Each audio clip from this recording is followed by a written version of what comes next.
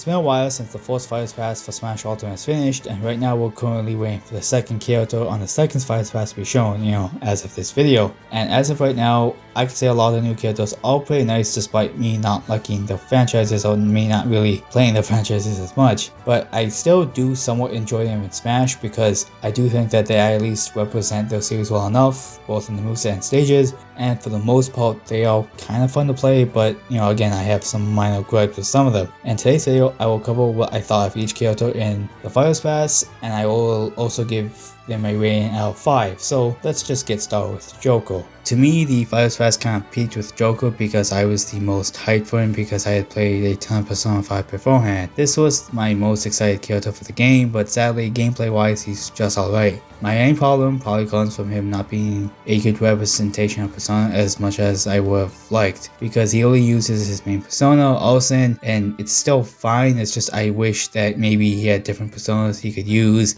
or maybe he can swap in between the different ones and end up using different types of magic attacks. That would have been a lot cooler. But on the stage, I really did enjoy Mementos and had some nice gimmicks, and I really do like all the music there. My main problem is that there was really a small amount of Persona 4 tracks, Persona 3 tracks, and only one theme from Persona 1. And considering that we've got a ton of tracks from the different KOF games when Terry came out, it really wishes that we got a lot more Persona music in there, because I do enjoy a lot of Persona music. But overall, I still would put Johto at a 3.5 out of 5 just because he's still pretty fast, and I do like his power when he gets Olsen. And again, I was really hyped for this announcement. He's still pretty fun gameplay wise, and stage is one of my favorites. Now we move on to Hero from Dragon Quest, and he was kind of the opposite effect with Johto, where I wasn't really too hyped for the announcement, only because I haven't really played any Dragon Quest games before, so I wasn't connected to the series beforehand. But in Smash, I really enjoy playing him because he's quite random and he has a really good damage output. He's just super fun to me because his moveset is also quite good for representing series, and a lot of his attacks are pulled from there, so obviously you have a lot of different variety of attacks, and that's what I kind of like. My only real problem is how laggy he can be in his special attacks and aerials, and I feel if you space him out enough, or if you just have a faster move, you can always beat out his attacks. It's kind of like if you took a heavyweight Kyoto and put those smash attacks on him, because they really feel powerful but also really slow. But still, Hero definitely has to be the most fun Kyoto out of all the DLC, at least to play, for me at least. But now onto his stage, and it's nothing too special. I do like how it looks visually, but it doesn't have any interesting gimmicks, and I know you don't have to have gimmicks to be good. It's just that I was kind of let down after playing Mementos. But my rating for Hero has to be a 3 out of 5 because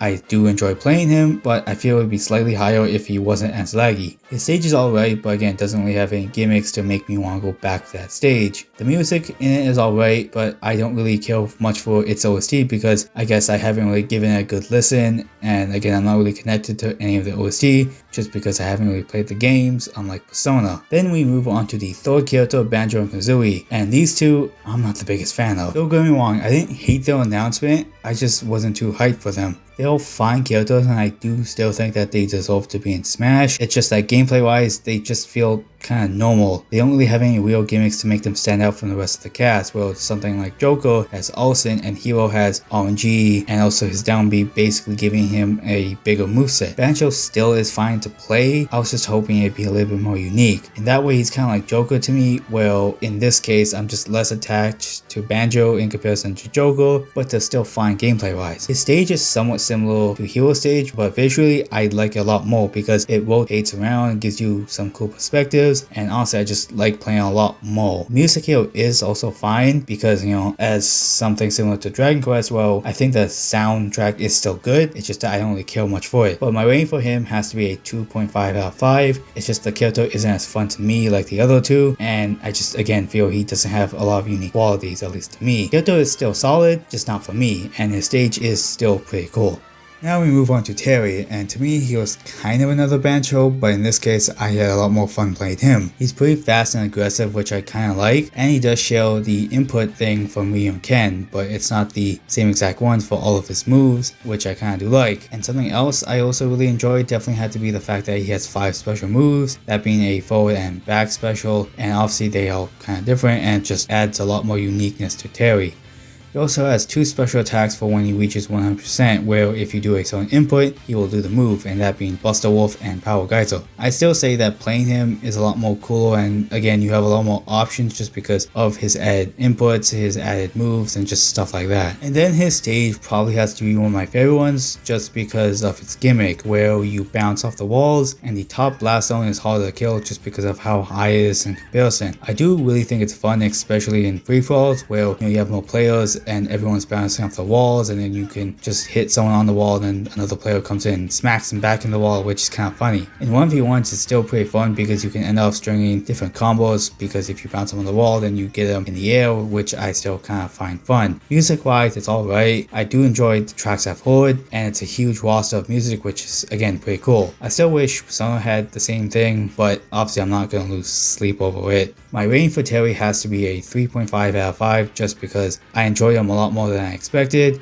and even compared to Ryu and Ken, I like Terry a tad more. His stage is also again one of my favorites just because of its gimmick, and I just again really like playing on it. Then we have the final DLC character Byleth, and frankly I don't hate this character, but at the same time I don't absolutely love the character. I do find Byleth to be just as laggy as Hero, but even with more attacks, and I feel that's slightly more aggravating to me. I still do really enjoy the moveset because it takes the relics from the game and puts on the Byleth, where he or she can have a lot of range with the lance, some decent power with the bow, and especially with the axe, because again the attacks are really powerful. It's just they're a lot more laggier in comparison to a lot of the other DLC characters, and that's what kind of kills it for me. And I still do wish there was some kind of uniqueness between the thing, because it's a mashup of all 3 of the relics from the game, and it's just alright, I guess. I don't know, I just again couldn't really get into the character as much. But the stage I do kind of like, but it's kind of on the same boat as Heroes, where visually it looks nice, but other than that there's not much to it. I do like the cameos from the different house members and from the church characters, but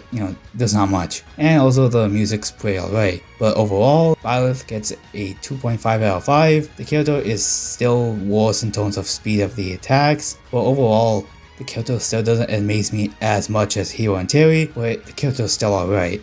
I still do think that this Fighters Pass was pretty good because a lot of the characters are still somewhat fun to play, and it ended up giving us characters like Hero, Joker, Terry, and Banjo, and especially Byleth, because again they do offer up some unique parts to the game, and to me at least are welcome entries. And that's more or less my thoughts on the Fighters Pass, at least the first one. I do plan to make a video for whenever the second Fighters Pass finishes, so obviously expect it in maybe like the next year or two, because again we have like 6 characters and only 1 has been released, so that'll take a long time. But what did you guys think of the Fighters Pass? Did you like it? And what characters did you guys enjoy the most? Let me know in the comments below, and thank you all for watching.